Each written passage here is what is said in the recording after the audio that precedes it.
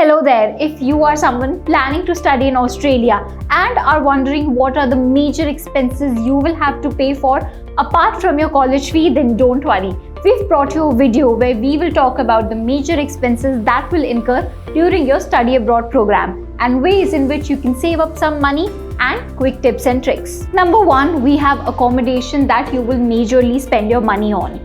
There are various types of accommodation options that you can choose from. We've covered this in one of our previous videos which you can watch. The most important consideration in Australia would be the city you're living in. Whether you're living in suburbs or cities, that's very important because your rent will largely depend on the city you're living in. For example, Sydney and Melbourne have high housing rates, whereas regional cities like Perth, Canberra and Gold Coast are quite affordable. The average cost of rent will be around $800 per month in the suburbs and $1,000 per month in the city. The next expense would be bills like gas, water and electricity bills, which will cost around $100 to $120 per month. During the winter, there can be an electricity hike, so keep that in mind. There are a few ways to consume electricity efficiently, like using Energy Star certified products and adjusting to thermostat settings. Then we have groceries and foods. So ideally you will spend around $50 to $70 per month on fresh vegetables and fruits.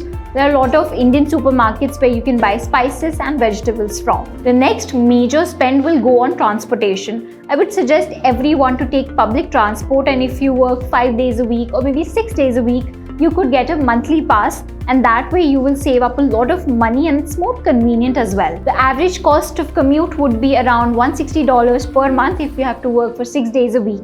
It can be lower if you work from home. And last but not the least, you will spend money on yourself if you do go out on the weekends for movies or eat at restaurants. So that is very subjective, but again the expense should not be more than $200 to $250 per month.